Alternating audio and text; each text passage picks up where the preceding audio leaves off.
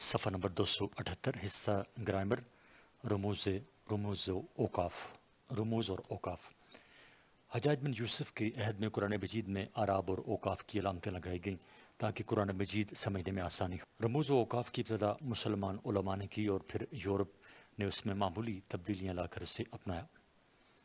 رموز و اوقاف اردو نام نمبر 1 ختمہ اور علامت اس کی ہوگی ڈیش سے، انگریزی نام اس کا ہوگا فل سٹاپ۔ 2 سکتہ، سکتے کے لیے جو علامت استعمال کی گئی ہے وہ ہے کاما۔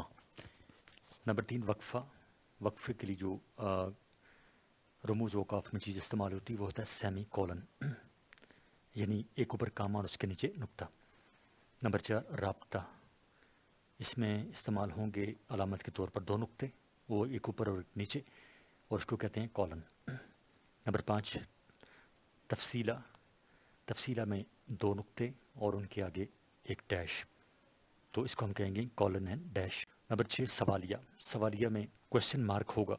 نمبر 7 فجائیہ، فجائیہ میں ایک، جس طرح ہم ایک ڈالتے ہیں یا الف ڈالتے ہیں اس کے نیچے ایک نقطہ، اس کو ہم کہیں گے ایکسکلیمیشن مارک۔ نمبر 8 واوین، 2 کامیں، پھر جگہ اس میں خالی اور پھر آگے 2 کام ہیں، یعنی اس کے ان 2 کاموں کے درمیان اور پھر اگلے 2 کاموں کے درمیان کوئی چیز لکھی جاتی ہے، ان کو کہتے ہیں انورٹڈ کاماز، یعنی 2 کامیں پہلے اس کے اندر کوئی چیز لکھی پھر 2 کامیں بند کر کے اس کو واضح کرنے کے لیے، تو ان کو کہتے ہیں inverted commas. Number 9 Cossin, Cossin کہتے ہیں پیرنتھیسز یا جن کو ہم کہتے ہیں بریکٹ، پیرنتھیسز یا بریکٹ، اس میں ایک بریکٹ ہوگا پھر اس کے اندر کوئی چیز لکھی جائے گی پھر دوسرا بریکٹ بند ہو جائے گا۔ اور نمبر 10 قلابین، یہ بھی بریکٹ ہیں لیکن یہ لمبے بریکٹ ہیں، لمبی نوعیت کے، اس کے اندر بھی کچھ چیز لکھی جائے گی اور ان کو کہتے ہیں ڈیش۔ ختمہ، اب ان کو ایک ایک کو ہم لیتے ہیں۔ ختمہ اردو میں یہ علامت مکمل جملے کے بعد لگائی جاتی ہے، مثلا عامر امتحان میں پاس ہوا۔ سکتہ، یہ علامت وہاں لگائی جاتی ہے جہاں جملے میں نسبتاً کم ٹھہرنا مقصود ہو، مثلا پھول ہیں صحرا میں، یا پریاں کتار اندر کتار، اودے اودے نیلے نیلے پیلے پیلے پیراہن۔ وقفہ، یہ جو چیزیں ہم نے ابھی پڑھی ہیں علامت، ان کے انگریزی نام، اب ان کو ایک ایک کی ہم تعریف کر رہے ہیں۔ وقفہ، جملے میں جب سکتے کی بنسبت زیادہ ٹھہراؤ مطلوب ہو تو وقفے کی علامت استعمال کی جاتی ہے۔ طویل جملے کے لمبے لمبے اجزاء کو ایک دوسرے سے علیحدہ کرنے کے لیے یہ علامت استعمال کی جاتی ہے۔ آگے تشبیہ، تشبیہ کے لغوی معنی کسی چیز کو دوسری چیز کے مانند قرار دینے کے ہیں۔ اصطلاح میں تشبیہ یہ ہے کہ 2 چیزوں میں اچھی یا بری صفت مشترک ہو لیکن ایک چیز میں وہ صفت کم ہو اور دوسری چیز میں زیادہ، لیکن کم صفت والی چیز کو زیادہ صفت والی چیز سے تشبیہ دی جاتی ہے۔ مثلا ناز کی اس کی لب کی کیا کہیے، ناز کی اس کی لب کی کیا کہیے، پنکھڑی گلاب کی سی ہے۔ صفحہ نمبر 279۔ اس شعر میں محبوب کے لب کو گلاب کی پنکھڑی سے تشبیہ دی گئی ہے۔ دونوں میں مشترک صفت ناز کی اور خوبصورتی ہے جو کہ محبوب کے لبوں میں کم اور گلاب کی پنکھڑیوں میں زیادہ ہے۔ ارکان تشبیہ، تشبیہ میں درج ذیل 5 ارکان ہوتے ہیں۔ نمبر 1 مشبہ، وہ چیز جس کی دوسری چیز سے تشبیہ دی جائے، مشبہ با۔ نمبر 2 مشبہ با، ہم دوبارہ پڑھتے ہیں اس کو، ارکان تشبیہ، یعنی تشبیہ میں درج ذیل 5 ارکان ہوتے ہیں۔ نمبر 1 مشبہ، نمبر 2 مشبہ با، نمبر 3 حروف تشبیہ، نمبر 4 وجہ تشبیہ، اور نمبر 5 فرض تشبیہ، غرض تشبیہ۔ اب ایک ایک کو ہوتے ہیں۔ الف مشبہ، وہ چیز جس کی دوسری چیز سے تشبیہ دی جائے مشبہ کہلاتی ہے۔ مدرجہ بالا مثال میں اب مشبہ ہے۔ نمبر 2 مشبہ با، جس چیز کے ساتھ تشبیہ دی جائے اس سے مشبہ با کہتے ہیں۔ اوپر مثال میں گلاب کی پنکھڑی میں مشبہ با ہے۔ نمبر 3 حرف تشبیہ، وہ حرف جو مشبہ اور مشبہ با میں رابطے کا کام کریں انہیں حرف تشبیہ کہتے ہیں۔ کی سی حرف تشبیہ ہے اوپر مثال میں۔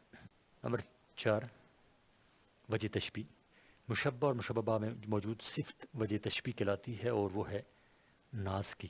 نمبر 5 غرض تشبیہ، جس مقصد کے لیے تشبیہ دی جائے اسے غرض تشبیہ کہتے ہیں۔ اوپری مثال میں، اوپر والی جو مثال ہم نے دی اس میں محبوب کے ہونٹوں کی ناز کی نمایاں کرنے کے لیے تشبیہ دی گئی۔ اوپر والی مثال میں محبوب کے ہونٹوں کی ناز کی نمایاں کرنے کے لیے تشبیہ دی گئی ہے۔ استعارہ کے لغوی معنی مستعار لینے کے ہیں، یعنی کسی سے کوئی چیز ادھار لینا، لیکن اصطلاحی معنوں میں جب کسی چیز کو حقیقی معنوں کے بجائے مجازی معنوں میں استعمال کیا جائے اور حقیقی اور مجازی معنوں میں تشبیہ کا تعلق ہو تو استعارہ کہلاتا ہے۔ مثلا کسی شعر کی آمد ہے کہ رن کانپ رہا ہے، رن ایک طرف چراغ کہن کانپ رہا ہے۔ ارکان استعارہ: نمبر 1، استعارہ لا، جس کے لیے استعارہ کیا گیا ہے یہ اس کے لفظ کے لیے مجازی معنی ہوتے ہیں، لہذا بہادر شخص کی ذات مستعار لا ہے۔ نمبر 2، مستعار من ہو، جس سے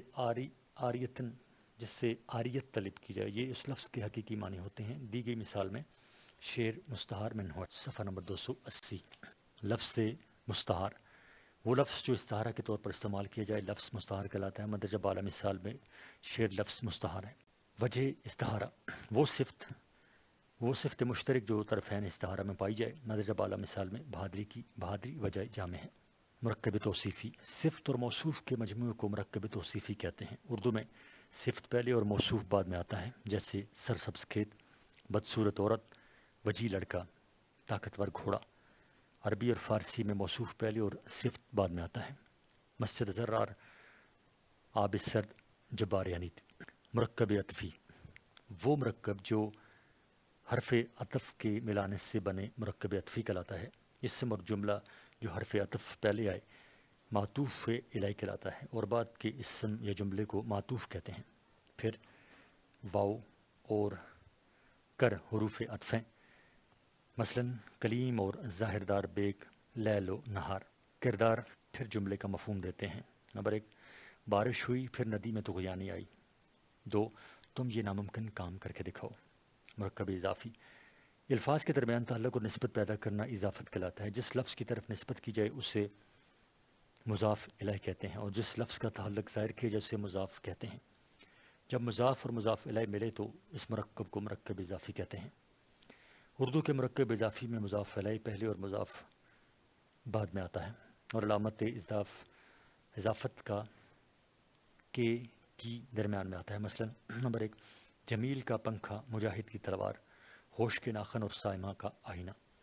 عربی زبان اور فارسی زبان میں مرکب اضافی میں مضاف پہلے اور مضاف الیہ بعد میں آتا ہے، اور علامت اضافت زیر کی شکل میں مضاف کے نیچے آتا ہے۔ مثلا باد سرسر، رخ زیبا، حسن بے پرواہ، اس میں زیر کا استعمال ہے۔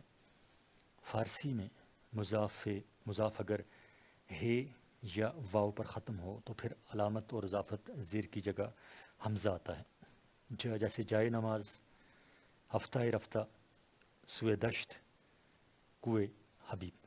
صفحہ نمبر 281۔ غلط فکرے اور صحیح فکرے۔ نمبر 1، میں نے آب زمزم کا پانی پیا۔ صحیح فکرہ اس طرح ہوگا، میں نے زمزم کا پانی پیا۔ نمبر 2، ناول کا لفظ انگریزی سے اردو میں آئی۔ صحیح ہوگا، ناول کا لفظ انگریزی سے اردو میں آیا ہے۔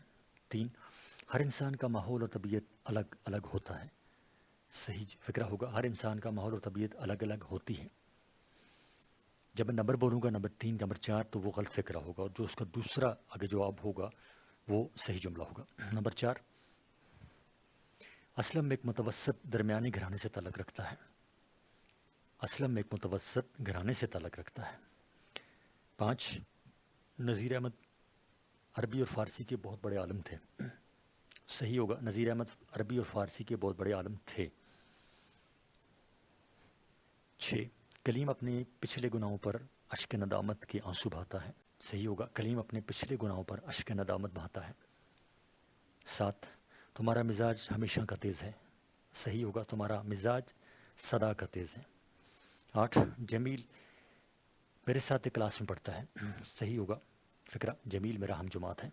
غلط فکرہ ہے، انہوں نے مجھے اندر بلا لیا۔ صحیح ہوگا، انہوں نے مجھ کو اندر بلا لیا۔ نمبر 10، آپ بجا درست فرماتے ہیں۔ صحیح جملہ ہوگا، آپ بجا فرماتے ہیں۔ نمبر 11، وہ کرکٹ کے لیے دیوانہ ہے۔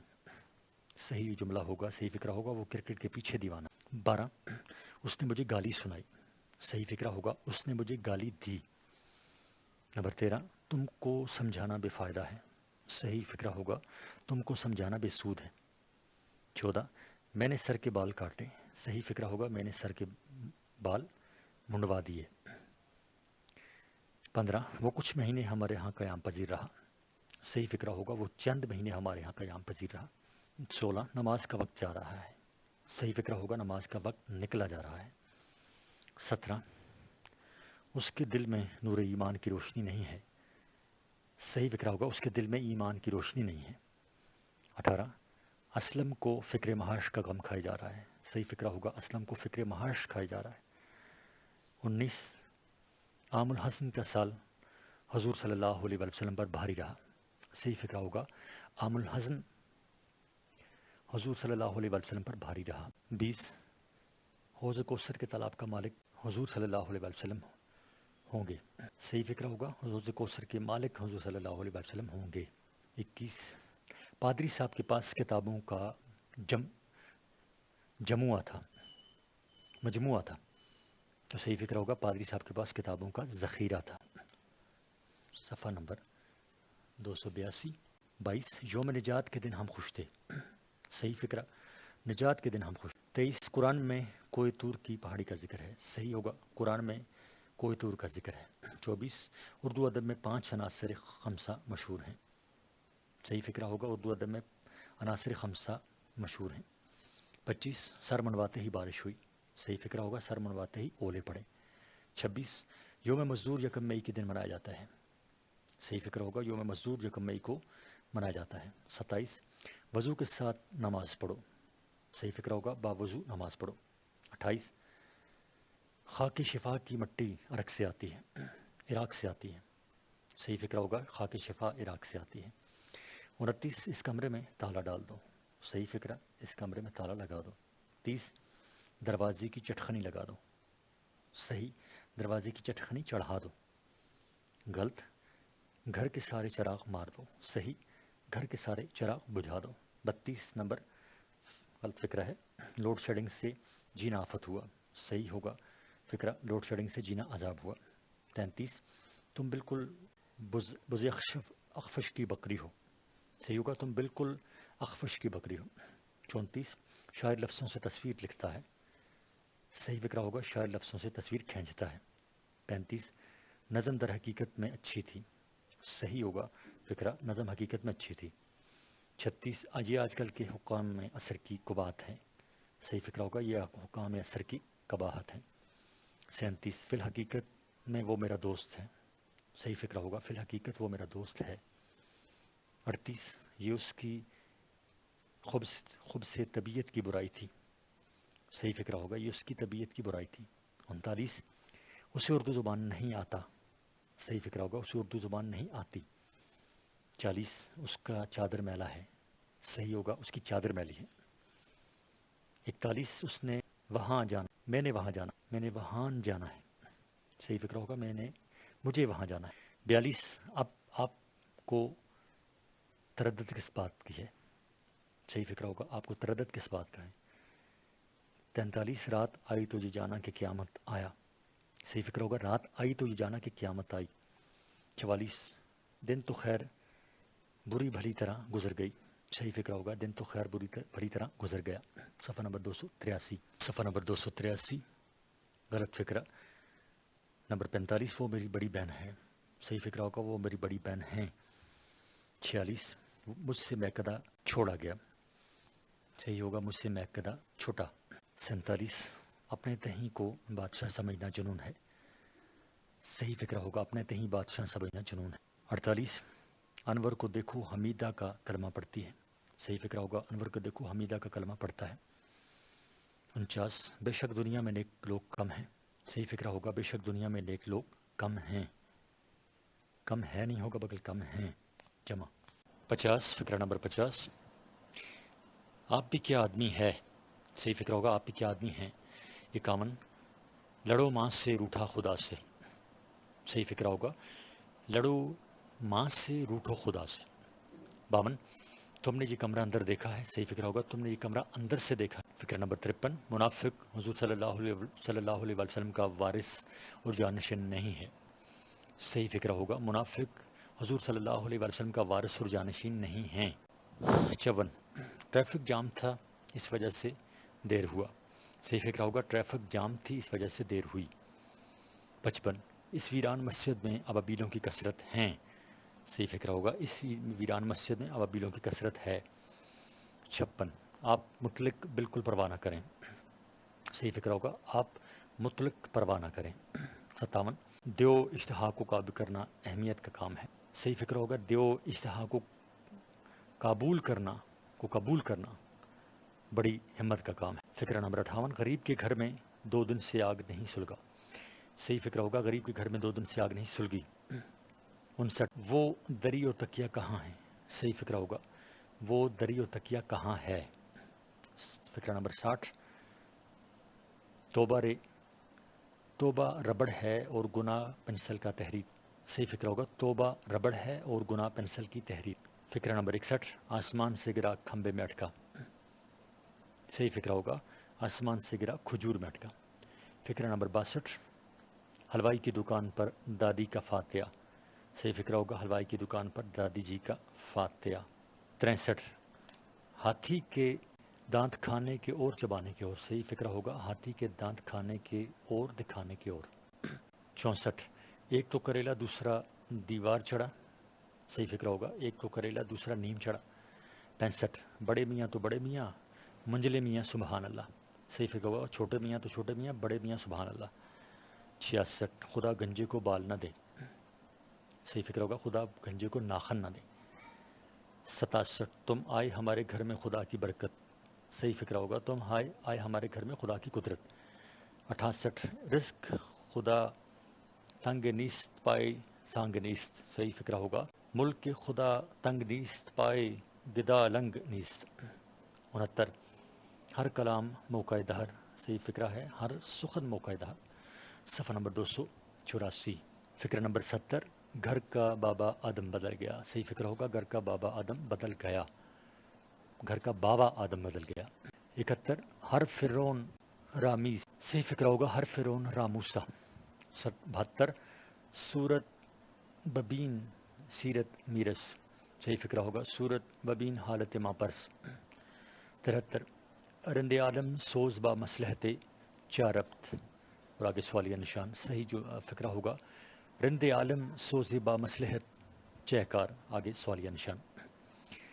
74 گویم مشکل دیدم مشکل. صحیح فکرہ ہوگا گویم مشکل وگر نہ گویم مشکل. 75 اس کے سر پر مٹکوں پانی پڑ گیا. صحیح فکرہ ہوگا اس کے سر پر گھڑوں پانی پڑ گیا. 76 خوف سے میرے رونگٹے جاگ گئے. صحیح فکرہ ہوگا خوف سے میرے رونگٹے کھڑے ہو گئے. 77 کیا چڑیا کا شوربہ. کیا چڑیا کا شوربے. صحیح فکرہ ہوگا کیا پدری کا شوربہ. 78 1.5 گز کی مسجد بنانا. صحیح فکرہ ہے 1.5 اینٹ کی مسجد بنانا. 79 ناچ نہ جانے محفل ٹیڑھا. صحیح فکرہ ہوگا ناچ نہ جانے آنگن ٹیڑھا. 80 آ بیل مجھے کھا. صحیح فکرہ ہے آ بیل مجھے مار. 81 دھوبی کا گدھا گھر کا نہ گھاٹ کا. صحیح فکرہ ہوگا دھوبی کا کتا گھر کا نہ گھاٹ کا. 82 اونٹ رے اونٹ تیری کون سی چال سیدھی. صحیح فکر ہے اونٹ رے اونٹ تیری کون سی کل سیدھی. 83 کوا چلا مینا کی چال اپنی بھی بھول گیا. صحیح فکر ہوگا کوا چلا ہنس کی چال اپنی بھی بھول گیا. 84 ایک نار کئی بیمار. صحیح فکر ہوگا ایک انار 100 بیمار. 85 ایک لوہار کی ایک سونار کی. صحیح فکرہ ہے 100 سونار کی ایک لوہار کی. 86 چور وہاں سے 9 10 11 ہوئے. صحیح فکرہ ہے چور وہاں سے 9 2 11 ہوئے. 87 اس کے ہاتھوں کے فاختے اڑ گئے. صحیح فکرہ ہے اس کے ہاتھوں کے طوطے اڑ گئے. 88 سانپ کا ڈھسا مینڈک سے بھی ڈرتا ہے. صحیح فکرہ ہے سانپ کا ڈھسا رسی سے بھی ڈرتا ہے. 79 100 دن چور کے ایک دن مالک کا. صحیح فکرہ ہے 100 دن چور کے ایک دن شاہ کا. 90 اب پچھتائے کیا ہوت جب گائے چر گئے کھیت. صحیح فکرہ ہے اب پچھتائے کیا ہوت جب چڑیا چگ گئیں کھیت. 91 کو میں دوبارہ پڑھتا ہوں. اب پچھتائے کیا ہوت جب گائے چر گئے کھیت. تو اس کا ہوگا اب پچھتائے کیا ہوت جب چڑیا چگ گئیں کھیت. 91 اس کی بات اینٹ کی لکیر ہے. صحیح فکر ہے اس کی بات پتھر کی لکیر ہے. 92 اسلم لکیر کا امیر ہے، صحیح فکرہ ہوگا اسلم لکیر کا فقیر ہے۔ 93 اب آ گیا چوہا پہاڑ کے نیچے، صحیح فکرہ ہوگا اب آیا پہاڑ، اب آیا اونٹ پہاڑ کے نیچے۔ 94 کلیم تالی کا آلو ہے، صحیح فکرہ ہے کلیم تالی کا بینگن ہے، کلیم تھالی کا بینگن ہے۔ صفحہ نمبر 285 فکرہ نمبر 95 تیل دیکھو تیل کی مار دیکھو، صحیح فکرہ ہے تیل دیکھو تیل کی دھار دیکھو۔ 96 وہ سب کو ایک لاٹھی سے بھگاتے ہیں، صحیح فکرہ ہوگا وہ سب کو ایک ہی لاٹھی سے ہانکتے ہیں۔ 97 بوڑھی بکری لال لگام، صحیح فکرہ ہے بوڑھی گھوڑی لال لگام۔ 98 کریم نے پاس ہونے کے لیے ایڑی پنڈلی کا زور لگایا، صحیح فکرہ ہے کریم نے پاس ہونے کے لیے ایڑی چوٹی کا زور لگایا۔ 99 نہ 100 من تیل ہوگا نہ چولہا جلے گا، صحیح فکرہ ہوگا نہ 100 من تیل ہوگا نہ نہ 100 من تیل ہوگا نہ رادھا ناچے، یہ صحیح فکرہ ہوگا۔ 100 جو چور کی سزا وہ راہزن کی سزا، صحیح فکرہ ہوگا جو چور کی سزا وہ میری سزا۔ فکرہ نمبر 101 جو چور چوری سے جائے مکاری سے نہ جائے، صحیح فکرہ ہے چور چوری سے جائے ہیرا پھیری سے نہ جائے۔ 102 زندگی ایک قرض ہے، اور یہ قرض لکھا ہوا ہے 2 نقطوں والی جو کاف ہے اور رے ہے اور پھر آگے زے لگا ہوا ہے، حالانکہ یہ لفظ ہے زندگی ایک قرض ہے کاف رے اور زوات سے، زے سے نہیں ہے بلکہ قرض ہے زوات سے۔ 103 اس نے دکاندار کا قرض بے باک کر دیا، صحیح فکرہ ہوگا اس نے دکاندار کا قرض بے باک کر دیا۔ 104 اسے کھانا ہضم نہیں ہوتا، اب یہ ہضم یہاں جو لکھا ہوا وہ ہے زوات سے، حالانکہ یہ ہضم ہوتا ہے زوئے سے، یعنی اسے کھانا ہضم نہیں ہوتا زوئے سے، ہے زوئے میم، یہاں لکھا ہوا ہے زوات میم۔ فکرہ نمبر 105 چھوٹی بار تم نے غلطی کی، یہ ہوگا صحیح فکرہ چوتھی بار تم نے غلطی کی۔ 106 پتھر اٹھا دو، صحیح فکرہ ہوگا پتھر اٹھاؤ۔ 107 راز کی بات یہ ہے، اب یہ راز جو ہے وہ لکھا ہوا ہے رے الف اور زوات سے، حالانکہ راز ہوتا ہے رے الف زے، تو یہ ہوگا رے الف زے راز کی بات ہے۔ 108 تم اسکول دیر سے کیوں آئے، تم اسکول دیر سے کیوں آئے، صحیح ہوگا تم اسکول دیر سے کیوں آئے، الف لگ جائے گا اسکول کے آگے۔ 109 وہ دوم جماعت میں پڑھتا ہے، صحیح فکرہ ہوگا وہ دوم جماعت میں پڑھتا ہے، وہ دوم جماعت میں ہے۔ 110 وہ ایوان میں نقطۂ اعتراض پر بول رہے تھے، صحیح جملہ ہوگا وہ ایوان میں نقطۂ اعتراض پر بول رہے تھے، ٹھیک جملہ ہے۔ 111 مجھے 1 روپیہ دے دو، اب جو روپیہ ہے یہاں لکھا ہوا ہے یہ ہے سے اور یہ ہوگا پے یہ الف پا، مجھے 1 روپیہ دے دو۔ 112 تم حال کل ٹھیک کہتے ہو، صحیح جملہ ہوگا تم بالکل ٹھیک کہتے ہو۔ 113 قیام پاکستان ایک مہمہ ہے، اب مہمہ جو لکھا ہوا ہے یہاں پر میم این میم ہے، جبکہ یہاں جو صحیح جواب لکھا ہے وہ لکھا ہے صحیح فکرہ قیام پاکستان ایک مہمہ ہے میم این میم الف۔ 115 اس نے مجھے 1 کروڑ روپے دیے، صحیح لفظ جملہ ہوگا اس نے مجھے 1 کروڑ روپے دیے۔ 116 چپڑاسی گھنٹی بجا رہا ہے، صحیح جملہ ہوگا صحیح فکرہ ہوگا چپڑاسی گھنٹی بجا رہا ہے، یہ بھی صحیح۔ 117 تانگا تیز چل رہا ہے، صحیح فکرہ ہوگا تانگا تیز چل رہا ہے، تانگا یہاں جو تانگا لکھا ہوا ہے غلط فکرے میں وہ ہے تے الف تا، یعنی تے الف نون گاف ہے تانگا، جبکہ صحیح جواب میں ہے تے الف تا نون گاف الف کا تانگا۔ 118 اس کے گھر میں جھروکا ہے، صحیح لفظ صحیح فکرہ ہوگا اس کے گھر میں جھروکا ہے، یہ جو لفظ کی غلطی ہے یہ ہے جیم ہے رے واؤ اور کاف ہے جھروکا، جو صحیح لفظ ہوگا وہ ہوگا جیم ہے رے واؤ کاف الف کا جھروکا۔ اور آخری غلط فکرہ ہے مالوا ہندوستان میں ہے، یہ جو مالوا کا لفظ ہے لکھا ہوا ہے میم الف ما لام واؤ اور ہے مالوا، جبکہ صحیح فکرہ ہے میم الف ما لے لام واؤ الف مالوا ہندوستان میں ہے۔ صفحہ نمبر 286 آپ بیتی ایک مرغابی کی آپ بیتی، میں ایک مرغابی ہوں اور میرا تعلق سائبیریا کے سرد خطے سے ہے۔ اس سال سردیوں کے موسم میں ہم نے اپنے علاقے کی سردی سے بچنے کے لیے ہجرت کی اور پاکستان آئے۔ پہلی دفعہ میں نے اتنا بڑا سفر طے کیا اور ایک طویل سفر کے بعد ہم نے دریائے سوات کے کنارے چکترا کے مقام کو قیام کے لیے چنا۔ یہ دسمبر کا مہینہ تھا اور ادھر بھی سردی پڑ رہی تھی، لیکن یہ خشک سردی تھی۔ دریائے سوات کے کنارے بہت سارے گھر آباد تھے۔ سردیوں کے موسم میں پانی کا بہاؤ انتہائی کم تھا، لیکن دریا کا پانی انتہائی صاف اور شفاف تھا۔ دریا کی نیلگوں سطح پر تیرتے ہوئے بڑا مزہ آتا تھا، لیکن کبھی کبھار دل میں اپنے وطن کی یاد انگڑائی لیتی تو ماحول بھی افسردہ دکھائی پڑتا تھا۔ ایک دن جب جنوری کے مہینے کی شروعات تھی، آسمان پر رات سے بادل چھائے تھے۔ صبح صادق کے وقت گرج چمک کے ساتھ ہلکی بوندا باندی شروع ہوئی۔ میں اپنے دیگر ساتھیوں کے ساتھ سطح آب پر تیر رہا تھا کہ دریا کے کنارے کھیتوں میں سے میں اپنے ساتھیوں کے ساتھ سطح آب پر تیر رہی تھی کہ دریا کے کنارے کھیتوں میں سے 2 افراد نمودار ہوئے۔ ان کے ہاتھوں میں بندوق تھی اور ایک کتا ان کے آگے آگے سونگتا جا رہا تھا۔ ہمارے ڈار میں سے ایک بزرگ مرغابی نے کہا کہ خبردار، یہ لوگ ہماری شکار کے لیے آئے ہیں، لہٰذا چوکنے رہو۔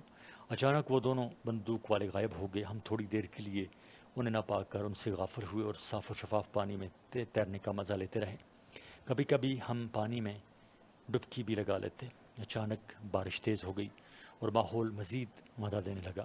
بارش کی بوندیں تیزی سے برس رہی تھیں، لہٰذا اس شور میں ہم کو ایک آہٹ سی سنائی دی، اور اچانک ہمارے ڈار کے بزرگ مرغابی نے زور سے چلا کر کہا کہ اڑو، خطرہ ہے۔ ہم فوراً اڑ گئے، لیکن ابھی ہم نے ہوا میں اچھی طرح پر بھی نہیں پھیلائے تھے کہ ایک شکاری نے، جو پہلے سے بندوق تانے کھڑا تھا، ہم پر فائر کر دیا۔ ہمارا ایک ساتھی تو اسی وقت ہی گر پڑا اور ہم افراتفری کے عالم میں ادھر ادھر اڑ گئے۔ جب مجھے پتہ چلا کہ میں خطرے کی حدود سے نکل آئی ہوں تو میں اپنی طرف متوجہ ہوئی۔ مجھے اڑنے میں تکلیف محسوس ہو رہی تھی۔ میں نے اپنا جائزہ لیا تو میرے دائیں ٹانگ پر معمولی زخم تھا اور اس سے خون رس رہا۔ میرے اوسان خطا ہوئے، لیکن قریب ہی درختوں کا ایک جھنڈ نظر آیا اور میں نے ادھر ہی بنا لی۔ ان درختوں میں بہت سارے پرندوں کا بسیرا تھا اور اس میں ہر نسل کا پرندہ موجود تھا۔ کبوتر، بلبل، چڑیا، مینا، کوا وغیرہ سے سب تھے۔ مجھے زخمی حالت میں دیکھ کر سب بہت گھبرائے اور مجھے ایک گھنے درخت میں لے گئے۔ ادھر اب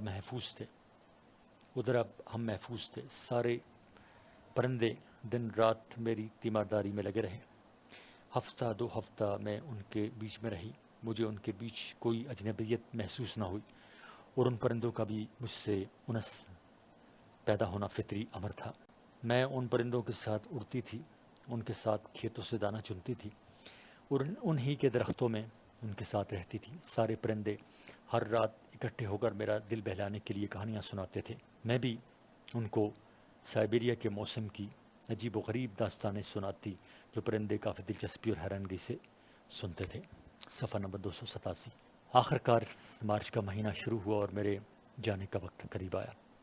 جب میں نے پرندوں کو اپنے جانے کا فیصلہ سنا دیا تو سب دل تھام کے رہ گئے۔ سب میرے اس فیصلے پر ناخوش تھے۔ اس رات ایک بھی پرندے نے کھانا نہیں کھایا۔ سب پرندے مجھ سے باتیں کرتے رہے، التجائیں کر رہے تھے کہ میں نہ جاؤں۔ ہر پرندہ اپنی بھرپور تعاون کا یقین دلا رہا تھا، لیکن مسافروں کو تو ایک دن جانا ہی پڑتا ہے، اور میں ٹھہری اس ملک میں مسافر۔ مجھے تو لازماً یہ ملک چھوڑنا تھا۔ اگلے دن جب میں نے اڑنے کے لیے پر کھولے تو سارے پرندے زاروں قطار رو رہے تھے اور مجھے الوداع کہنے پر میرے ساتھ کئی کوس تک اڑتے رہے۔ آخر ان کی ہمت جواب دے گئی۔ میں اکیلی اپنے ملک روانہ ہوئی۔ ایک قلم کی آپ بیتی۔ اگلی آپ بیتی کا عنوان ہے ایک قلم کی آپ بیتی۔ میں ایک قلم ہوں۔ میرے برانڈ کا نام پیانو ہے اور میں سید انجینئر کے زیر نگرانی کراچی کی ایک فیکٹری میں بنا۔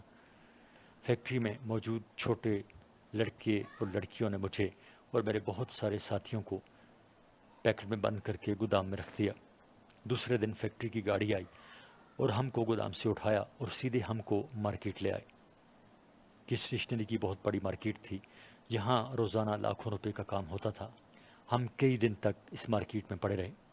ایک دن سوات کی ادھیانہ مارکیٹ سے اسٹیشنری کا کاروبار کرنے والا ایک دکاندار آیا اور ہم سب کو خرید کر سوات لے آیا۔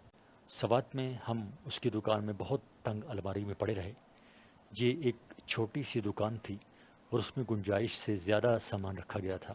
ایک دن دکاندار نے اس پیکٹ کو نکالا جس میں پڑا تھا اور شوکیس پر رکھے ہوئے بال پوائنٹ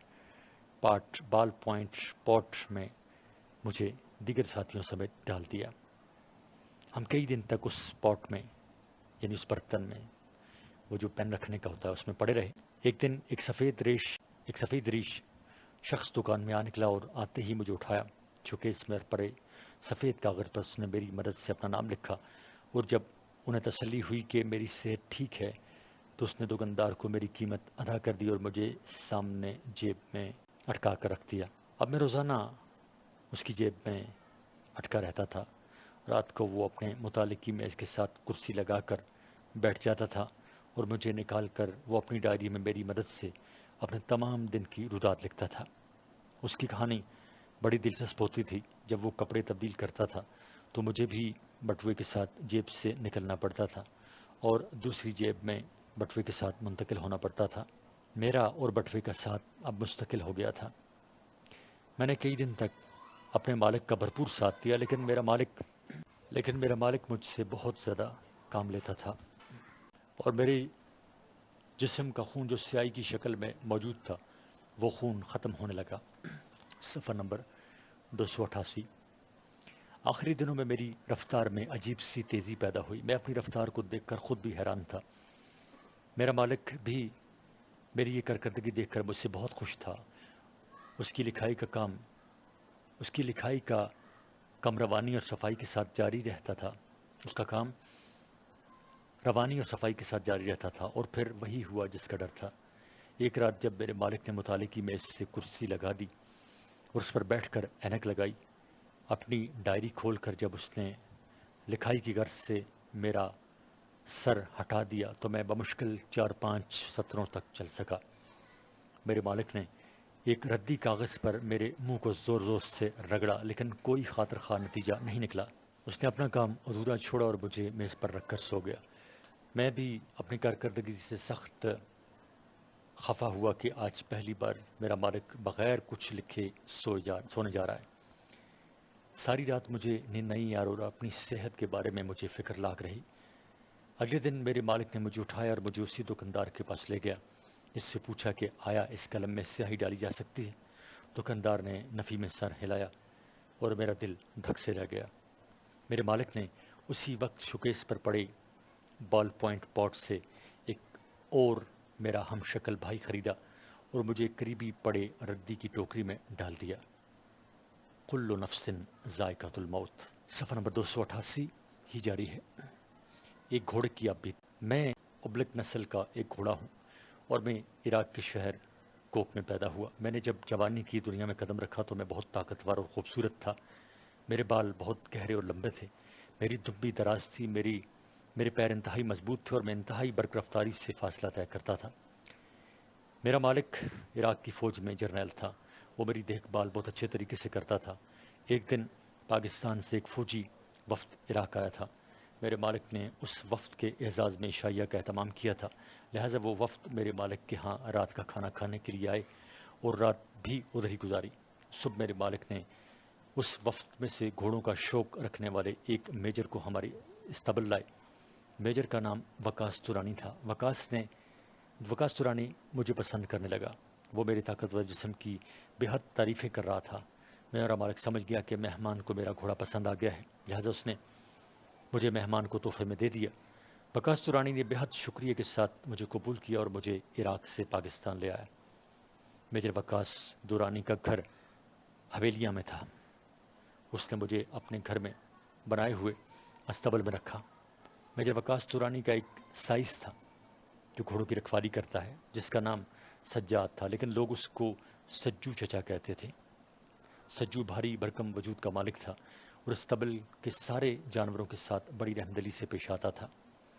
وقت پر ہمیں چارہ دیتا تھا اور وقت پر ہمیں پانی دیتا تھا۔ میرا مالک میجر وقاص ہر شام ریس کورس گراؤنڈ میں مجھے لے جاتا اور مجھے گھوڑ دوڑ کے لیے تیار کرانے کی مشقیں کرواتا۔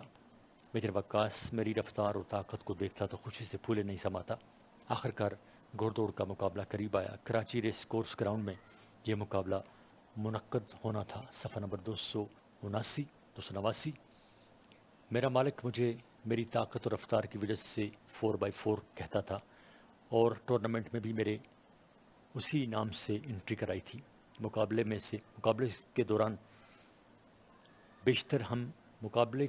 بیشتر بار ہم کراچی پہنچے. ایک دن مقابلے سے 2 دن پہلے ہم کراچی پہنچے. ایک دن آرام کیا اور دوسرے دن میجر وقاص تورانی نے مجھے کراچی ریس کورس گراؤنڈ کے ایک ٹریک پر دوڑایا تاکہ مقابلے سے پہلے اس ٹریک سے مانوس ہو جاؤں. مقابلہ شروع ہونے میں 2 منٹ باقی تھے. ہم اپنے مقررہ ٹریک پر تیار کھڑے تھے. میجر وقاص تورانی نے میری پیٹھ پر ہاتھ پھیرا اور میں نے سر اٹھا کر ان کو بتا دیا کہ مالک میں تجھے مایوس نہیں کروں گا. مقابلہ شروع ہوا. پہلے چکر میں مجھ سے 3 گھوڑے آگے تھے. دوسرے چکر میں مجھ سے صرف 1 گھوڑا آگے تھا. لیکن تیسرے اور آخری چکر میں نے تمام گھوڑوں کو پیچھے چھوڑ دیا اور ریس جیت لی.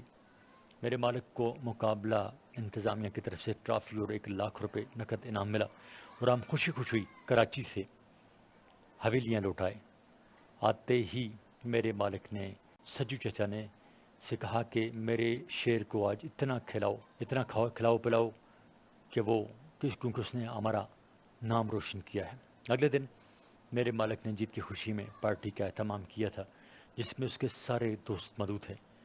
مجھے بھی اس خوشی میں شامل کیا گیا تھا اور پھولوں کے ہار اور سیرے مجھ پر ڈالے گئے تھے. سارا دن خوب ہلا گلا رہا. دن ہنسی خوشی سے گزرتے رہے.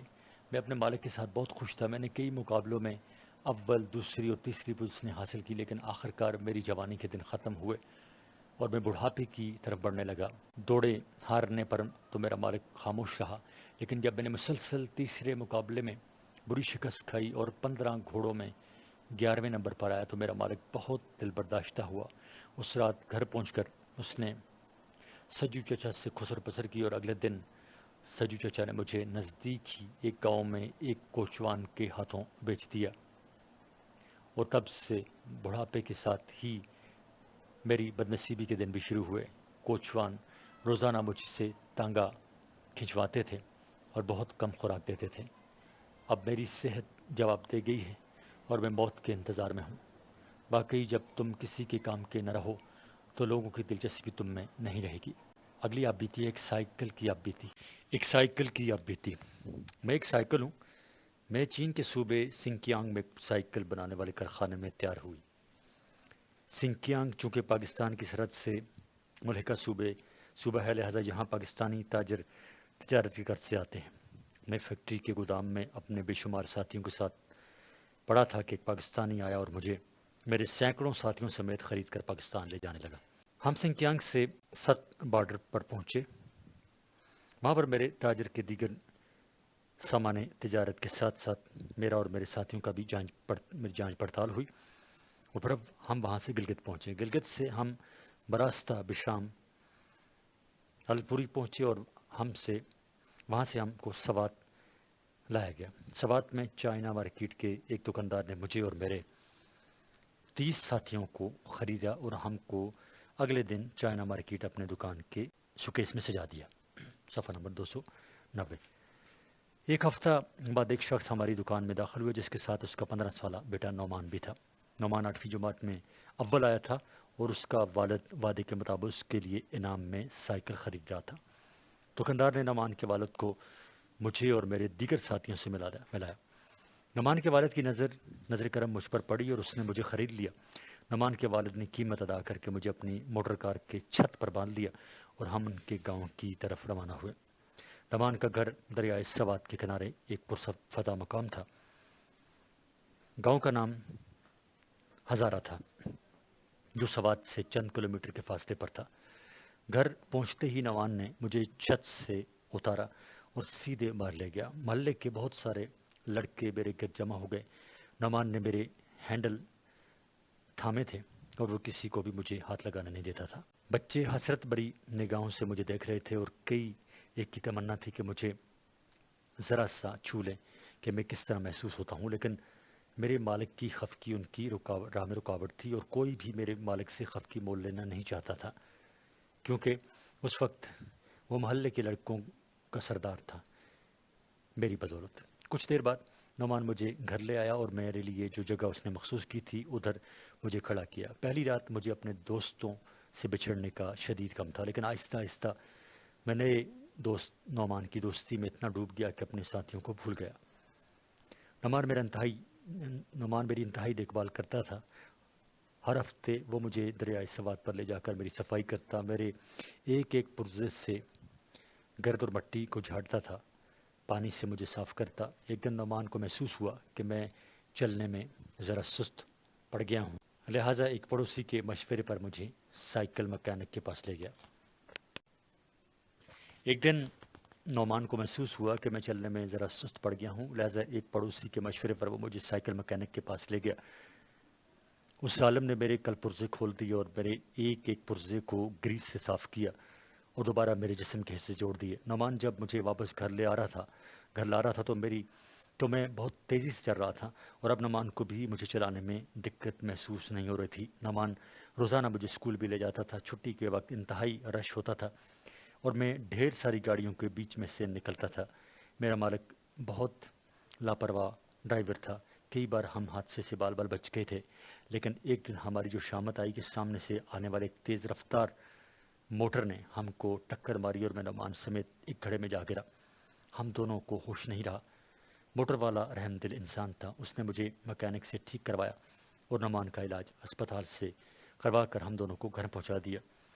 نعمان کی والدہ بہت سنجیدہ طبیعت کی مالک تھیں۔ انہوں نے نعمان پر مکمل پابندی لگوائی کہ وہ آئندہ سائیکل نہیں چلائے گا۔ تب سے میں اپنی جگہ کھڑے کھڑے بیکار ہو رہا ہوں، اور نعمان مجھے حسرت بری نگاہوں سے دیکھتا ہے۔ اگلی آپ بیتی ہے گھڑی کی آپ بیتی۔ میں سٹیزنز کمپنی جاپان کی بنائی ہوئی ایک گھڑی ہوں۔ آج سے 10 سال قبل میں وجود میں آئی اور مارکیٹ میں اپنے دیگر ساتھیوں کے ساتھ لائی گئی۔ صفحہ نمبر 291۔ مارکیٹ میں تقریباً میں ایک ہفتہ سے پڑی رہی کہ کراچی سے آئے ہوئے ایک تاجر جو کہ زیب النساء اسٹریٹ کراچی میں گھڑیوں کا کاروبار کرتا تھا، مجھے میرے دیگر ساتھیوں سمیت خریدا اور 2 دن بعد مجھے جاپان سے کراچی لے آئے۔ کراچی میں ان کی دکان بہت خوبصورت تھی۔ دکاندار نے مجھے ساتھیوں سمیت شیشے کے شوکیس میں ویلویٹ کے کپڑے پر سجا کر رکھ دیا۔ میں ادھر کئی دن تک پڑی رہی۔ دکان میں موجود چھوٹا لڑکا روزانہ صبح میرے شوکیس سے گھر جھاڑتا تھا اور میری صفائی بھی نرم و ملائم ٹشو پیپر سے کرائی جاتی تھی۔ وہاں پر میں تقریباً بور ہو چکی تھی۔ ایک دن گورنمنٹ ڈگری کالج تیمرگرہ کے طالب علم اسٹڈی ٹور پر پروفیسر عبدالارشاد کی سرپرستی میں آئے تھے۔ یہ لوگ شام کے وقت زیب النساء اسٹریٹ کراچی میں ونڈو شاپنگ کر رہے تھے کہ پروفیسر عبدالارشاد اس دکان میں داخل ہوئے جہاں میں اپنے دیگر ساتھیوں کے ساتھ شوکیس میں پڑی تھی۔ پروفیسر صاحب کی نظریں مجھ پر پڑیں۔ انہوں نے ہاتھ کے اشارے سے دکاندار کو سمجھایا۔ دکاندار نے مجھے شوکیس سے نکال کر پروفیسر صاحب کے سامنے شوکیس کے اوپر رکھ دیا۔ پروفیسر صاحب نے نہایت احتیاط سے مجھے اٹھا کر جوہری کی طرح الٹ پلٹ کر دیکھنا شروع کیا اور پھر دکاندار سے میری قیمت پوچھی۔ دکاندار نے قیمت بتائی۔ پروفیسر صاحب نے تھوڑی رعایت مانگی جو دکاندار نے بخوشی دے دی اور مجھے پیک کر کے پروفیسر صاحب کے حوالے کیا۔ پروفیسر صاحب نے نہایت احتیاط کے ساتھ مجھ کو اپنے بیگ میں رکھ دیا جہاں مجھے 2 دن تک انہوں نے حبس بیجا میں رکھا۔ آخرکار یہ لوگ اپنے گھروں کو واپس ہوئے اور اگلے دن پروفیسر صاحب نے کالج جانے کی تیاری مکمل کی اور مجھے احتیاط سے پیکنگ سے نکالا اور کلائی پر پہن کر اوپر نیچے سے مجھے دیکھا۔ میں ان کی کلائی پر بالکل فٹ تھی۔ گھر والوں نے پروفیسر صاحب کو مبارکباد دی۔ کالج میں بھی دیگر پروفیسر صاحبان نے عبدالارشاد صاحب کو اتنی خوبصورت گھڑی کی مبارکباد دی۔ پروفیسر صاحب میری انتہائی دیکھ بھال کرتے تھے۔ رات کو سوتے وقت مجھے کلائی سے نکال کر اپنے تکیہ کے نیچے رکھ لیتے تھے جہاں میرا دم گھٹنے لگتا تھا۔ پروفیسر صاحب کا ایک شرارتی بیٹا تھا جو پروفیسر صاحب سے آنکھ بچا کر مجھے اکثر اوقات تکیہ کے نیچے سے نکال دیتا تھا۔ وہ مجھے بہت تنگ کرتا تھا۔ اکثر میں اس کے ہاتھوں سے گر پڑتی تھی اور مجھے بہت تکلیف پہنچتی۔ پہلے تو پروفیسر صاحب میری بڑی دیکھ بھال کرتے تھے، لیکن بعد میں ان کی دلچسپی مجھ میں آہستہ آہستہ کم ہونے لگی، اور ایک دن جب ان کے بیٹے نے مجھے اٹھایا اور میں اس کے ہاتھ سے گر پڑی اور سیدھی سیمنٹ کے فرش پر آ گری، میرا شیشہ ٹوٹ کر چور چور ہو گیا اور میری سوئیاں ایک جگہ اٹک گئیں۔ پروفیسر صاحب نے بیٹے کو خوب ڈانٹا اور مجھے ان سے لے کر اگلے دن ایک گھڑی ساز کے ہاں انتہائی سستے داموں بیچ دیا۔ بس یہیں سے میری بدنصیبی اور زوال کے دن شروع ہوئے۔ گھڑی ساز نے مجھے زخمی حالت میں ایک چھوٹے سے شوکیس میں رکھ دیا جس پر سارا دن سورج کی کرنیں پڑتی تھیں اور وہ مجھے تنگ کرتی تھیں۔ ایک دن ایک شخص گھڑی ساز کے پاس میری جیسی گھڑی لے آیا جس کی مشینری میں فرق تھا۔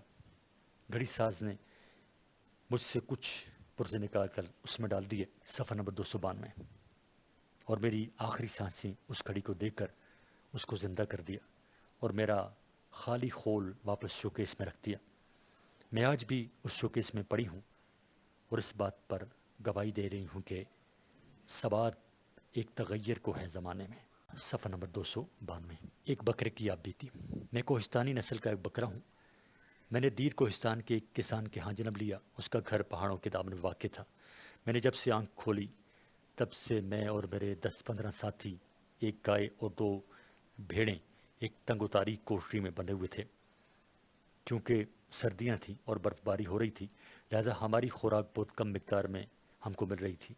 گائے کے ہاں بھی تازہ بچڑا پیدا ہوا تھا لہذا زیادہ خوراک اس کے حصے میں چلی جاتی تھی۔ میں تو ابھی چھوٹا تھا اور چارہ کھانے سے قاصر تھا لہذا میری ماں مجھے تھوڑا بہت دودھ پلا دیتی تھی۔ آہستہ آہستہ وقت گزرنے لگا اور موسم تبدیل ہوا۔ پہاڑوں کے دامن سے برف پگھل گئی اور بہار کی آمد نے پھولوں کی گھنٹیاں بجا دیں۔ ہر طرف ہرا بھرا گھاس نظر آنے لگا۔ کسان کی چھوٹی بیٹی مامونئی روزانہ ہمیں چرانے لے جاتی تھی۔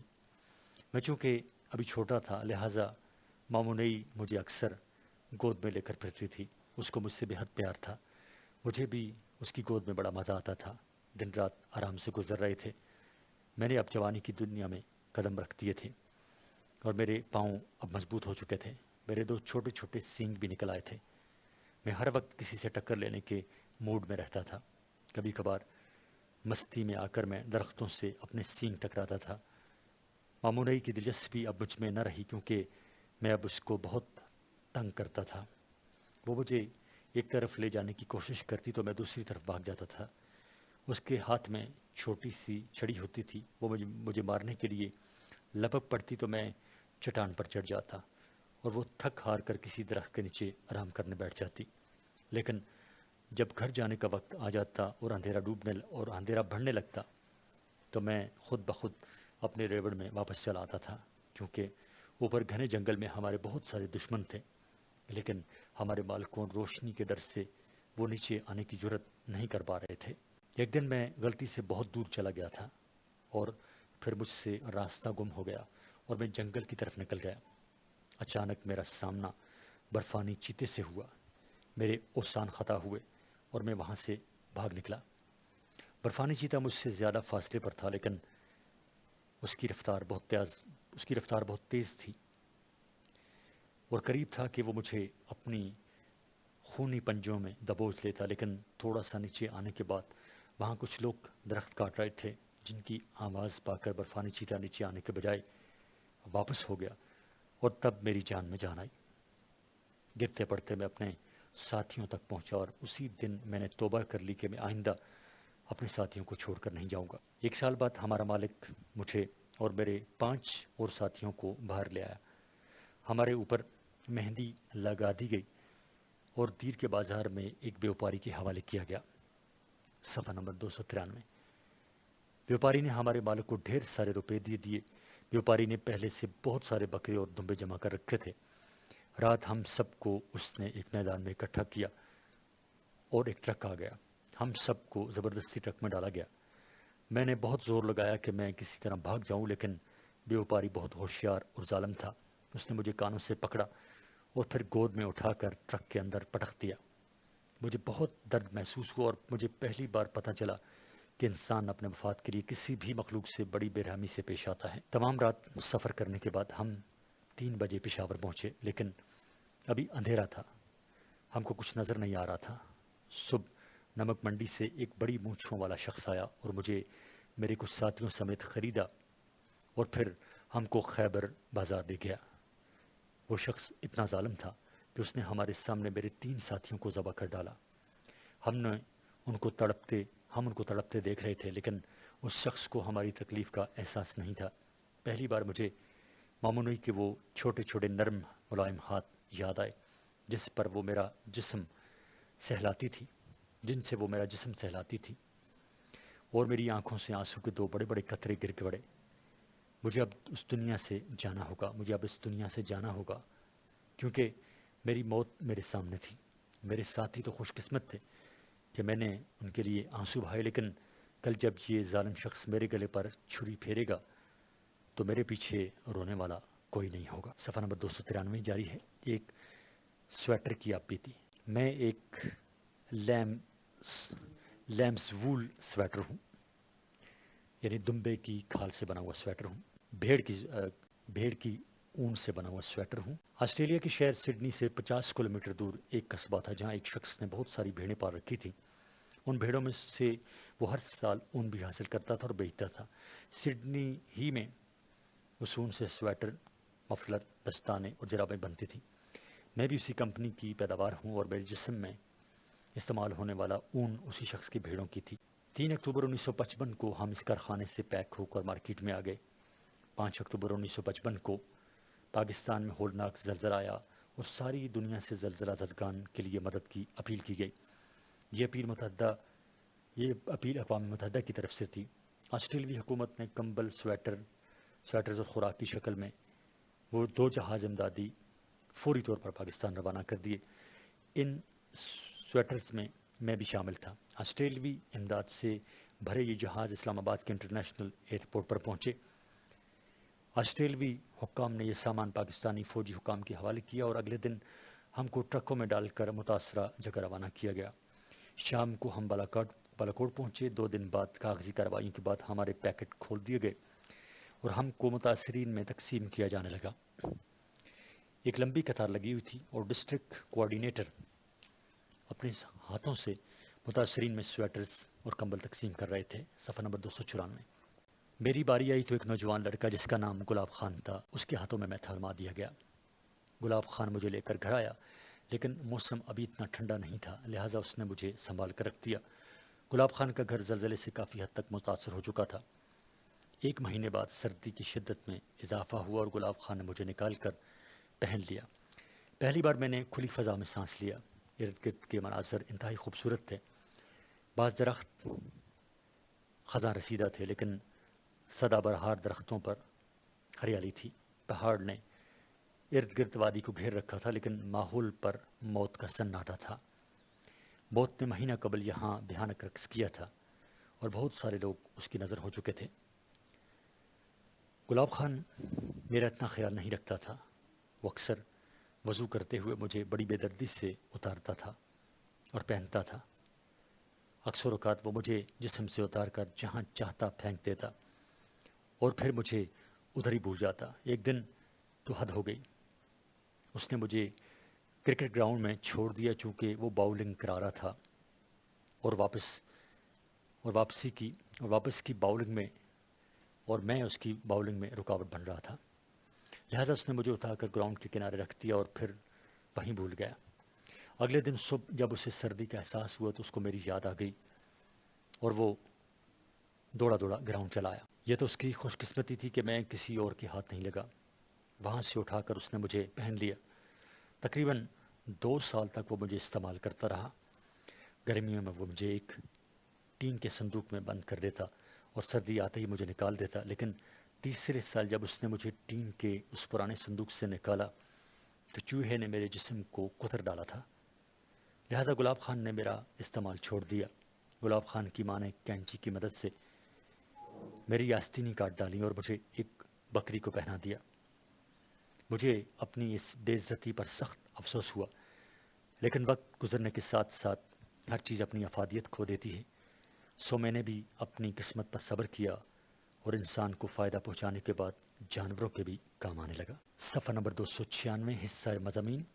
ہمارے نبی صلی اللہ علیہ وآلہ وسلم، فخر انسانیت، رحمت العالمین صلی اللہ علیہ وآلہ وسلم، دنیا میں مختلف اوقات، مختلف مقامات پر مختلف قوموں کو تقریباً 1,24,000 پیغمبر مبعوث ہوئے۔ ان میں بعض کے ساتھ معجزات تھے، بعض کے ساتھ آسمانی صحائف اور کتابیں تھیں۔ موسیٰ کو ان میں سے اللہ تعالیٰ سے کلام کرنے کا شرف حاصل ہوا۔ ابراہیم خلیل اللہ اللہ کا دوست کہلائے اور عیسیٰ روح اللہ کے لقب سے مشہور ہوئے۔ آدم سے دنیا کا آغاز ہوا تو نوح آدم ثانی کہلائے۔ ہمارے پیارے نبی کریم صلی اللہ علیہ وسلم ساری دنیا کے لیے مبعوث ہوئے. آپ تمام دنیا کے لیے رحمت تھے. آپ کے پاس معجزے اور کتاب بھی تھی. آپ کو معراج کا تحفہ بھی ملا. آپ اللہ کے محبوب بھی تھے، بلکہ آپ کی وجہ سے دنیا تخلیق ہوئی. بقول رحمان بابا کسی صورت دا محمد نسی وے بٹڈا کستری پیند خدائے نیست و دادا نشا. کیونکہ رحمان بابا پشتو کے شاعر تو ممکن ہے، بلکہ این ممکن ہے کہ یہ شعر میں نے ان کا صحیح نہیں پڑھا، صحیح تلفظ اور الفاظ کے ساتھ نہیں پڑھا، اس لیے میں معذرت چاہوں گا کیونکہ میں اہل زبان نہیں ہوں پشتے میں. بہرحال یہ نبی اکرم صلی اللہ علیہ وسلم کی مدح میں، ان کی تعریف میں ایک نعت کے طور پر نعتیہ شعر تھے. آپ صلی اللہ علیہ وسلم پر نبوت کا خاتمہ ہوا، لہذا آپ صلی اللہ علیہ وسلم اولین بھی تھے اور آخرین بھی. اور بچپن میں آپ کے دل کا آپریشن ہوا. آپ صلی اللہ علیہ وسلم امی تھے، لیکن وحی کے ذریعے آپ کو سب کچھ بتا دیا جاتا اور آپ صفہ میں استاد کی حیثیت سے پڑھانے لگے. یہ جو ابھی آپریشن کا ذکر ہوا ہے، تو یہ جو حضرت جبرائیل علیہ السلام نے ان کا نبی علیہ الصلوۃ والسلام کا سینہ جو نکالا تھا، چاک کیا تھا، اور اس میں ایمان کی روشنی بھری تھی، نبوت کی، تو اس سے مراد یہ آپریشن ہے. جنگ ہو یا امن، آپ بہترین تدبیر اور فیصلہ کرنے والے لیڈر تھے. حالات جنگ آپ صلی اللہ علیہ وسلم پر آپ سب سے بہترین صفیں آراستہ کرنے والے سپہ سالار تھے. بہترین جنگی حکمت عملی اپنانے کے لیے مشہور تھے. غزوہ خندق میں شہر کے گرد خندق کھودنا اور شہر کو بچانے کا طریقہ کار رہتی دنیا کے لیے مثال ہے. احد کی لڑائی میں آپ کے فرمان کی ذرا سی حکم عدولی کر بیٹھنے پر صحابہ کو نقصان اٹھانا پڑا، اور اگر بات امن کی آتی ہے تو صلح حدیبیہ کی مثال کو اب بھی صلح جو لوگ ڈھال بنا کر استعمال کرتے ہیں. خدا ترسی اور صلہ رحمی میں حضور اپنی مثال آپ تھے. دشمن آپ سے برا سلوک فرماتے، آپ نیک سلوک کر کے ان کو اپنا گرویدہ بنا لیتے. مشرکین مکہ کی طرح جاہل اور ظالم قوم شاید ہی دنیا میں گزری ہو، لیکن آپ نے ان کو انسانیت اور بہترین اخلاق کے رنگ میں رنگ دیا. اور وہ لوگ جو ایک دوسرے کے جانی دشمن تھے، ان میں مواخات کا جذبہ پیدا کیا تھا. بقول حالی قبائل کو شیر و شکر کرنے والے، مفاسد کو زیر و زبر کرنے والے. صفحہ نمبر 296. حضور نبی کریم صلی اللہ علیہ وسلم نے اپنے صحابہ کرام کو وہ سبق دیا کہ ان کے خلفائے راشدین رہتی دنیا کے لیے مثال بن گئے. وہ فاروقی ساری دنیا کے لیے مثال ہے. وہ فاروق اعظم رضی اللہ تعالیٰ عنہ. اصل میں اس کتاب میں نے پہلے بھی عرض کیا، بہت زیادہ مس پرنٹنگ ہے، الفاظ کی غلطیاں ہیں. تو یہ لفظ ہے وہ دور فاروقی رضی اللہ تعالیٰ عنہ، حضرت عمر فاروق رضی اللہ تعالیٰ عنہ کا دور ساری دنیا کے لیے مثال ہے. آج کل جبکہ دنیا کا ہر نظام فیل ہے، تو دور عمر فاروق رضی اللہ تعالیٰ عنہ کے نظام عدل کو نافذ کرنے کی کوشش ہو رہی ہیں کہ اس کی وجہ سے پرامن معاشرہ تشکیل پائے.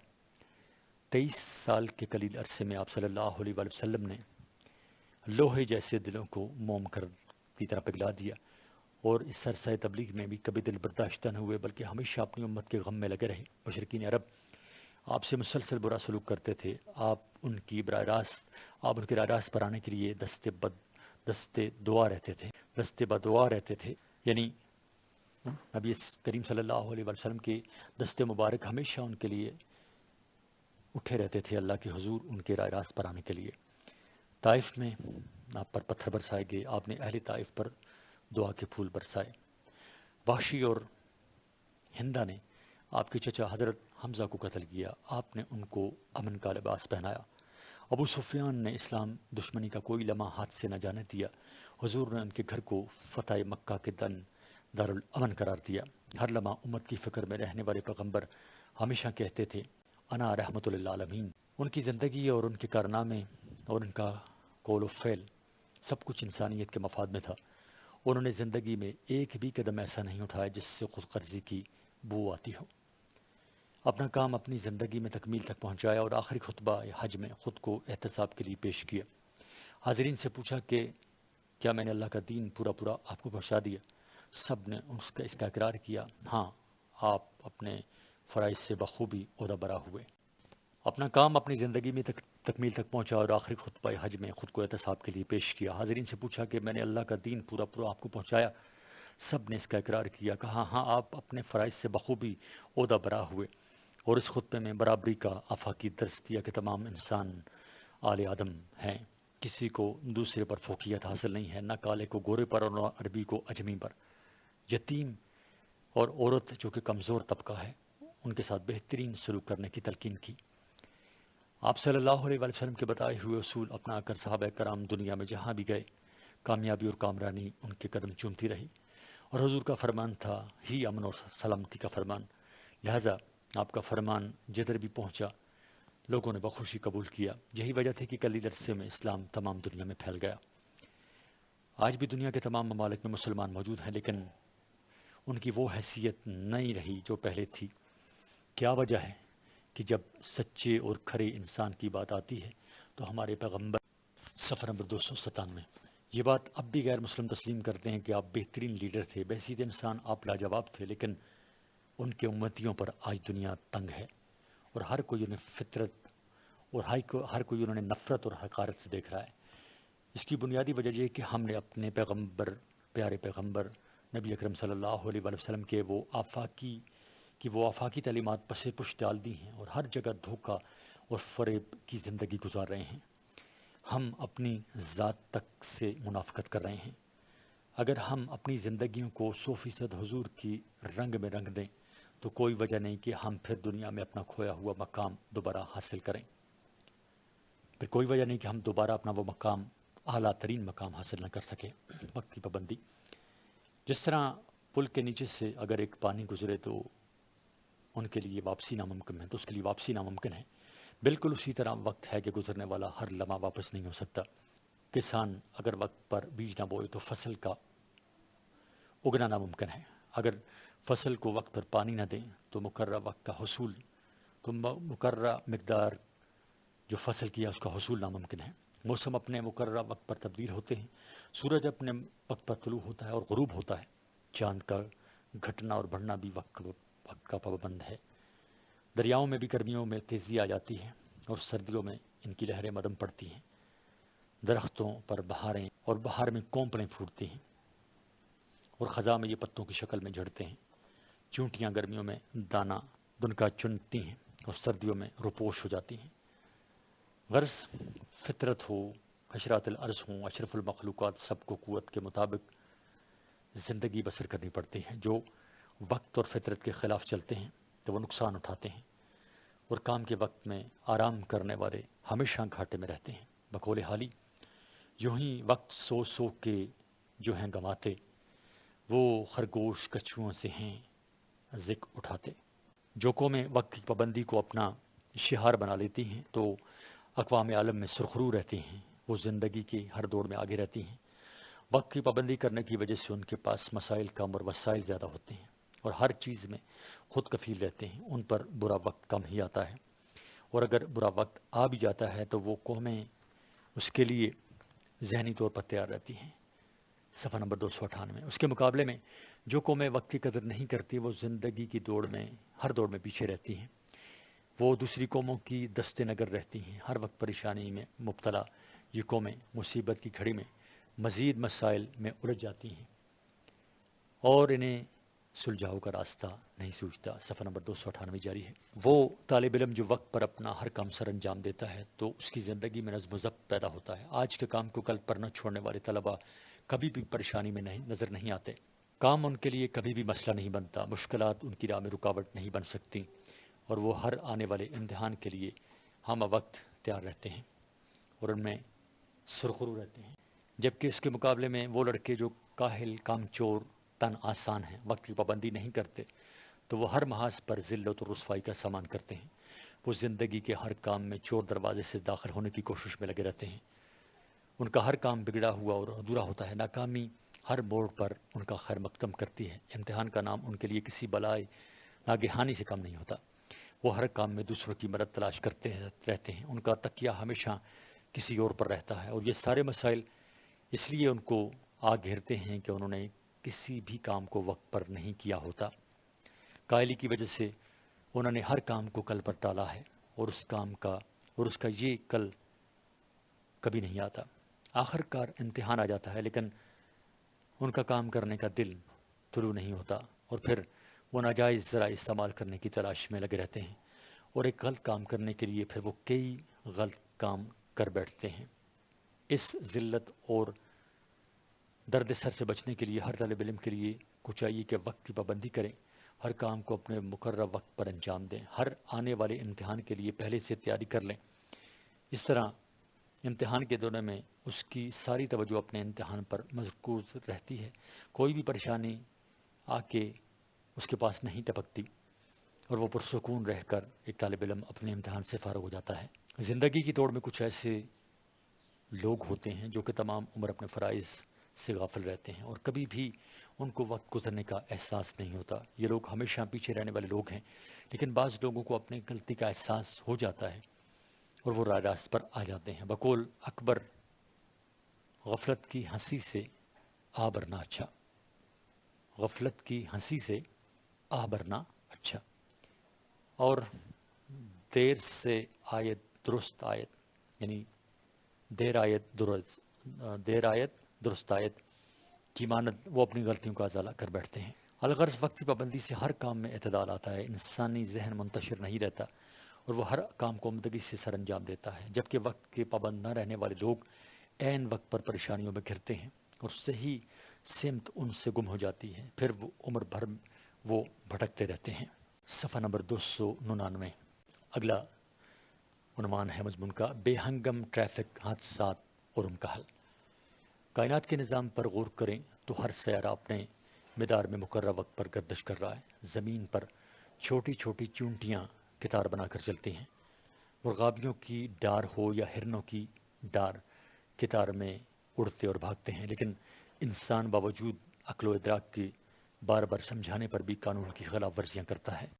پیدل چلنے والا سڑک کے بیچوں بیچ چل جا رہا ہے تو سائیکل اور موٹر سائیکل سوار فٹ پاتھ پر اپنی سواری چڑھا کر جا رہا ہے۔ کہیں واضح بورڈ پر لکھا ہوگا کہ سڑک یک طرفہ ٹریفک کے لیے ہے، لیکن آپ دیکھیں گے کہ دونوں طرف سے گاڑیاں رواں دواں ہیں۔ آپ کو اپنی آنکھوں پر یقین نہ رہا ہوگا کہ بورڈ پڑھنے میں غلطی ہوئی ہے یہ یا کیا ماجرا ہے۔ دکاندار حضرات بھی اپنی دکانوں سے 5 فٹ آگے اپنا سامان رکھنا اپنا قانونی حق سمجھتے ہیں۔ پیدل چلنے والوں کو تو دوسرے سے یہ حق ہی نہیں دیتے کہ فٹ پاتھ ان کے لیے بنا ہے، اوپر سے ریڑھیوں اور خانچہ فروشوں نے رہی صحیح کسر پوری کر دی ہے۔ سڑک کے دونوں اطراف میں آپ کو اتنی ریڑھیاں اور خانچہ فروش نظر آئیں گے کہ گویا یہ کوئی سڑک یا چوک نہیں بلکہ جمعہ بازار لگا ہوا ہے۔ ایسے میں جب یہ پیدل چلنے والے مشکل سے راہ پائیں گے تو بڑی بڑی گاڑیاں کیسے آگے بڑھیں گی؟ ایسے حادثات کا ہونا معمول کی بات ہے۔ ہمارے ہاں قانون کی پاسداری نہ ہونے کی وجہ سے ہر عمر کے افراد بچے گاڑی میں ڈرائیونگ سیٹ پر بیٹھے نظر آتے ہیں کہ جو کوئی بغیر لائسنس کی گاڑیاں چلاتے ہیں۔ نہ تجربہ کاری اور کم عمری کی وجہ سے حادثات سامنے آ رہے ہیں۔ بعض رئیس زادے تیز گاڑی چلانے پر فخر محسوس کرتے ہیں اور اکثر مصروف چوکوں میں گاڑیاں دوڑاتے نظر آتے ہیں جو کہ حادثات کی سبب بن رہی ہیں۔ یہ رئیس زادے گاڑیوں سے سلنسر نکال کر گاڑی چلاتے ہیں، ہلڑ بازی کرتے ہیں تو کبھی موٹر سائیکلوں کو ایک پہیے پر، جسے ہم ویلنگ بھی کہتے ہیں، پر چلانے کی کوشش میں خود بھی حادثات کا شکار ہوتے ہیں اور دوسروں کو بھی ان کی وجہ سے حادثات کا سامنا کرنا پڑتا ہے۔ ہماری سڑکوں پر چلنے والی گاڑیاں پرانی ہو چکی ہیں، لیکن قانون نہ ہونے کی وجہ سے اب بھی سڑکوں پر جیسی تیسی رواں دواں ہیں۔ ان گاڑیوں میں ہارن نہیں ہوتے، بریک اور بتیاں ان کی ٹوٹ چکی ہوتی ہیں۔ اکثر رات کو بڑی گاڑی ایک فرنٹ لائٹ کے ساتھ سامنے سے آ رہی ہے، مخالف سمت میں گاڑی والا سمجھے گا کہ سامنے سے موٹر سائیکل سوار آ رہا ہے اور نتیجتاً حادثہ رونما ہوگا۔ ٹریفک کی زیادتی کی وجہ سے ٹریفک جام ہونا معمول کی بات ہے۔ متبادل راستوں، بائی پاس کی کمی، صفحہ نمبر 300۔ بائی پاس کی کمی اور کشادہ سڑکوں کا نہ ہونا ٹریفک کے جام ہونے کا سبب بن رہے ہیں۔ ایسے میں ڈرائیوروں کو صبر و تحمل کا مظاہرہ کرنا چاہیے اور اپنی لائن میں رہ کر سڑک کھلنے کا انتظار کرنا چاہیے، لیکن ہمارے ہاں ان پڑھ اور خود سر ڈرائیور 10 منٹ انتظار کی بجائے رانگ سائڈ سے غلط راستے سے غلط جگہ سے نکلنے کی کوشش میں ٹریفک مزید جام کر دیتے ہیں، پھر گھنٹوں یہ راستہ نہیں کھلتا۔ ہمارے ہاں رشوت لینے والے افسروں کی وجہ سے بھی ڈرائیور اپنی منمانیاں کرتے ہیں اور اوور لوڈنگ یعنی ضرورت سے زیادہ سواریاں بٹھانا تو ڈرائیور معمولی بات سمجھتے ہیں اور یہی معمولی بات بڑے بڑے حادثات کا موجب بنتی ہے۔ یہی ڈرائیور غلط اوورٹیک یعنی دوسری گاڑی سے آگے نکلنے کی کوشش کر کے بہت سارے انسانی جانوں کو خطرے میں ڈالتے ہیں اور اکثر ان کے ہاتھوں قیمتی جانیں ضائع ہو جاتی ہیں۔ نو پارکنگ یعنی جہاں پر گاڑی کھڑی نہیں کرنی ہوتی اس جگہ میں گاڑی کھڑی کر کے سارا ٹریفک جام کرتے ہیں اور لوگوں کے لیے درد سر کا سبب بن رہے ہیں۔ ٹریفک سگنل توڑنا، حفاظتی بیلٹ نہ باندھنا، دوران سفر موبائل فون پر باتیں کرنا، فرنٹ سیٹ پر بیٹھے سواریوں سے گپ شپ لگانا، ڈرائیونگ کرتے کرتے سگریٹ پینا، تیز رفتاری کا مظاہرہ کرنا، غلط سائڈ سے رانگ سائڈ پر نکلنا اور ان ڈرائیوروں کا معمول ہے۔ ٹریفک کے ان مسائل اور حادثات کا حل یہ ہے کہ حکومت ان کے لیے اقدامات کریں، سڑکوں کو کشادہ کرے اور راستے اور فٹ پاتھوں سے ہر قسم کے ناجائز تجاوزات کو ختم کریں۔ ٹریفک سگنلوں کا ہر چوراہے پر انتظام کریں، ٹریفک قوانین سے آگاہی کے لیے مختلف اقدامات کریں، مختلف ٹریننگز کا، مختلف تربیتی کورسز کا بھی انعقاد اس میں بڑا اہم ثابت ہو سکتا ہے، اس میں اہم کردار ادا کر سکتا ہے۔ ٹریفک کے اصولوں کی پابندی میں سڑک کے دونوں اطراف پر مختلف سائن بورڈز کے ذریعے یہ قوانین واضح کریں۔ ایمانداری اور تندہی سے کام کرنے والے ٹریفک اہلکار تعینات کریں تاکہ رشوت کی حوصلہ شکنی ہو اور کوئی بھی قانون سے بالا تر نہ رہے۔ گاڑی چلانے والا کم از کم میٹرک پاس ہو۔ ان پڑھ آدمی کو سرے سے لائسنس ہی نہ دیا جائے۔ کم عمر، زیادہ بوڑھے افراد اور کم بینائی والے جن کی نظر کم ہے افراد کو گاڑی چلانے سے منع کیا جائے قانونی طور پر۔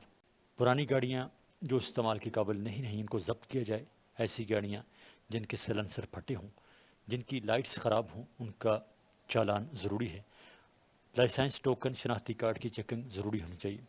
ٹریفک سگنل توڑنے والے، ٹریفک کے دیگر قوانین کی خلاف ورزی کرنے والے اور زیادہ سواریاں بٹھانے والے ڈرائیوروں سے سختی سے نمٹا جائے۔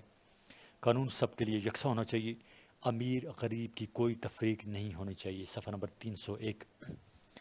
ہمارے ہاں یہ مرض بڑا عام ہے کہ کوئی گاڑی پریس یعنی میڈیا، ایم پی اے، ایم این اے یا ناظم کا بورڈ لگا ہو تو خود کو قانون سے وہ بالاتر سمجھتا ہے اور ہر طرح کی خلاف ورزی پر اپنا حق سمجھتا ہے۔ ایسے عناصر کی حوصلہ شکنی ہونی چاہیے اور موقع پر ہی ان کو سزا دینی چاہیے، کیونکہ یہ ملک ہم سب کا ہے اور ہم سب برابر ہیں۔